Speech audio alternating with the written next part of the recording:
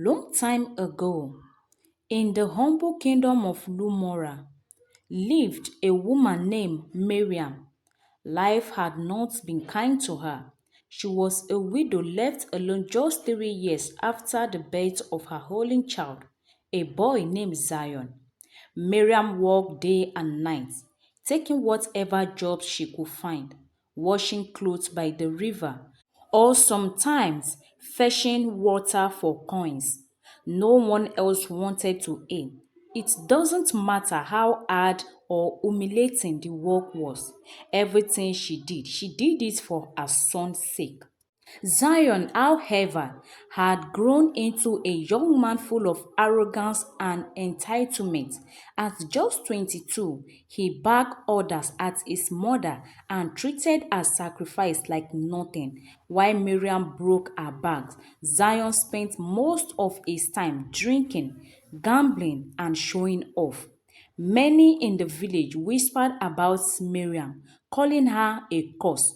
Wherever you see three women or four gathering talking, they are talking about Miriam. She is not like the rest of us, they will say. No wonder her husband died young. They whispered strong, but Miriam bear them quietly, hoping one day her son will mature and her suffering will be rewarded. One morning, Miriam arrived at her cleaning job only to find her tools thrown outside the house. Her employer stood at the door with his arm crossed. People don't want you around, he said coldly. They said you bring bad luck to everybody. Miriam stood in confusion. But I have done nothing wrong. Miriam pleaded, please, I need this job. Then the man replied, I am not running a charity, he said. Take your things and go. Her heart was heavy. Miriam turned away without another word. Dust around her feet as she walked, and the sky above her looked just as grey as her future. Miriam got close to her tiny aunt. On the edge of the village, her legs gave out. She dropped to the ground and sobbed uncontrollably. How do I tell Zion? There is no food in the house, and I've just lost my job. What will I give my child today? She cried and looked up to the sky. Her body shook as hopelessness consumed her. Just then, a sound of soft footsteps reached her ear. A young woman stood nearby watching with concern. Her name was Amara, and Amara had only recently moved to Lumora, hoping to start a quiet life away from the city's noise. Excuse me, ma'am, Amara said gently. Are you hurt? Did you need help? Miriam raised her head slowly, ashamed of her tears. I don't know what to do anymore. They fired me from my job, and I don't have another way to feed my child. Amara was heartbroken. She feels she can help at that moment. I just bought a small piece of land not far from here, she said. I think with the farm, I can render some help. Will you be willing to work with me? Miriam stared at her in disbelief. In her eyes, you will hire me? Amara nodded. You won't be alone. We can build something together. Miriam quickly wiped her face with the edge of her scarf and stood to her feet. Thank you, ma, she said, her voice trembling. I am not afraid of hard work. See, I am a strong woman. I can walk. Amara smiled warmly. Good. Come tomorrow at sunrise. My house is the small white one with the mango tree beside it. True to her word, Miriam arrived early in the next day. The two women walked the dry soil, planted seed, and carried baskets of water under the hot sun. Though the labor was heavy and hard, Miriam felt hope returning for the first time in years. Days turned into weeks. Miriam and Amara became close, more like sisters than co workers. Amara treated Miriam with kindness and respect, always sharing the harvest and bringing gifts for Zion. But Zion remained ungrateful. He waved an ease at Amara's efforts and continued to walk the village streets with pride, as if he were royalty born into dust. Miriam ignored his arrogance, hoping her silence would somehow tame his wild spirit. One evening, Zion walked into the village bar with gold coins, making sound in his pocket. He waved his hand and shouted, "Drink for everyone tonight." The room filled with cheers. Men who once mocked him now raised their hands in celebration. The bar owner leaned over the counter. "I thought his family was broke. Where did he get that kind of money?" Ha! Maybe God has remembered him because there is nothing and nobody God cannot change. While he continued pouring drinks. Late that night, Zion stumbled home, drunk and loud. Miriam heard him slam the door and immediately she noticed something strange. She walked to the door and opened the door for him.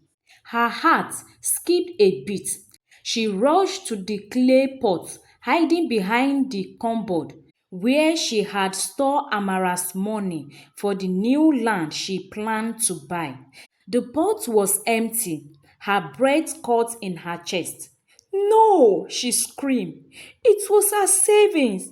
She trusted me. She gave me that money for her new land." Miriam didn't sleep that night. By morning, her eyes were red and swollen. She sat Zion down. "Did you take that money from the pot?" Zion replied, "Yes, I took it. You are always serving that woman like a slave. Maybe after she become rich and leave this village, then you will come to your senses." Miriam was shocked. "Zion, how could you say such thing? Miriam saved us. She gave us work when no one else would." Zion leaned closer. He hissed, "She is using you, mother. You think she cares? If you were smart, you get rid of her and take the farm for yourself. That is what is called power." After saying those words, he stood and walked out, leaving Miriam staring into nothing, torn between loyalty and temptation. For the next few days, Miriam avoided Amara. Her heart waved with guilt, but Zion's word echoed in her mind like a spell. "She is using you. Take the land." Slowly her fear gave way to envy. "I have suffered my own life," she said. "I deserve more than this."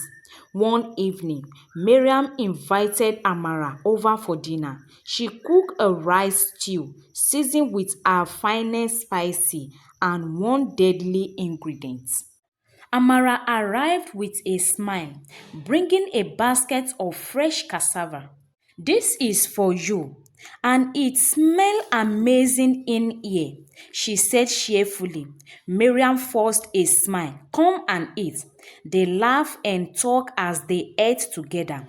After finished eating that evening, Amara went back to her own house, but by morning, Amara was dead. The village doctor said it was food poison. Only Miriam knew the truth, and she buried it deep inside beside her shame. Zion clapped his hands when he heard the news. "Finally, the land is ours." Miriam didn't respond, but within days, she claimed the property, take over Amara's house and farmland. Her wealth grew quickly. With more land came more workers. With more crops came more coins.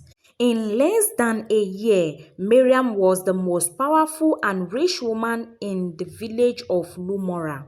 The village that once mocked and abused her now praised her. She was given a new title, Lady Miriam of the Hills. The village chief welcomed her into their council.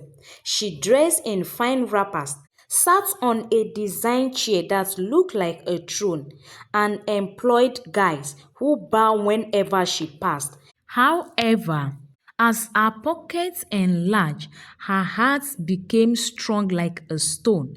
She had no kindness left. One dry afternoon, her guide marched into a nearby plot of land belonging to a widow named Nini. Nini had one daughter named Elora, and they survived on the small farmland left by Nini's late husband. The guides gave no warning. They pulled up her crops, posted a sign, and declared it's Miriam's land now. Nini ran to Miriam's estate, holding her daughter's hand tightly. When they arrived at the gate, she begged to speak to Miriam. The guides allowed her in. She dropped to her knees before the woman she once pitied. Please, Lady Miriam, Nini pleaded. That land is all we have. I begged you in the name of mercy. Don't take it from us. Miriam laughed coldly. Mercy? Where was mercy when they called me curse? That land is mine now. You should have worked hard. Nini cried. Laura is only a child. We have nothing else. If you don't leave here now, Miriam shouted, you will regret ever stepping into my compound. I will not leave, Nini shouted back. Not until you hear me. That land is our only lifeline. Miriam lifted her fingers. Guides, remove her. The guides dragged Nini across the floor and beat her. Elora screamed, Mama! Mama! As her mother lay in the dirty, the girl ran to her, blood pouring out of Nini's nose and lip. Her mother was still, too still. Elora held her mother's head and cried out, You monster! You think your gold makes you powerful? It makes you evil. She turned to Miriam's compound and shouted, You took her land. You took her life. But mark my words today, you will answer for what you've done. Miriam stood silently, arm crossed, staring at the girl. There was no guilt in her eyes, but only hunger of power. That night, Elora buried her mother beside the last harvest they had grown together. She lighted a candle and whispered through tears, I will not forget, Mama. I will not forgive. Alone in the dark, the teenager walked to the palace gate and demanded an audience with the village chiefs. Her face was covered with wound, her voice breaking, but her spirit stood tall. Lady Miriam murdered my mother. She stole our land. I demand justice. The chief listened in silence. Then the elders among them leaned forward and said coldly, You are just a child. How dare you accuse a woman of Miriam? The others nodded. Lady Miriam has brought wealth to Lumora village. You and your family, on the other hand, brought nothing but noise. Elora, her eyes was tied. Is this what justice looked like in Lumora? Bought with coin? Just then a quiet voice spoke up. It was Chief Nuru, the only one who had not spoken. We have turned blind eyes for too long, he said. Let her speak. The other chiefs taken a step backward, but remained silent. Elora told them everything about the stolen land, the beating, and her mother's final moments. Her voice cracked, but her gaze never wavered. Chief Nuru stood. My fellow elders, we must summon Lady Miriam and investigate this matter. The next morning, Miriam was summoned to the palace. She dressed in gold attire. Followed her two guides. Why have I been called like a criminal? She asked. Elora stepped forward. You know why, Madam Miriam. Miriam laughed. This little girl again? I have never harmed anyone. Let's not entertain madness here. But then a voice interrupted, one of Miriam's own guide. She is lying, he said. I was there. She gave the order. She showed no pity. Silence filled the room. The truth was out quickly. Villagers came forward. More voices, more wounds. Our crimes could no longer hide under our riches. Bring her down from her throne, the village shouted. Miriam was thrown into the very prison she had once mocked. Alone in her cell, she stared at the wall, haunted by the face of Amara, Nini, and even her own son, Zion, lost to her greed. I had everything, she said. I killed for a future, and now I have no future left. The silence around her was deafening. That night, Miriam swallowed a handful of poison herbs. By morning, she was gone. No sadness in the face of the villager. No funeral. No tears. Only silence. Elora stood under the mango tree near Amara's old house that was now hers. The villagers had voted to give her the land in honor for her courage. She walked on the soil with care, the same way Amara and Miriam once did, but she did it differently, with mercy, with memory, and with love. Moral lesson: power means nothing without justice.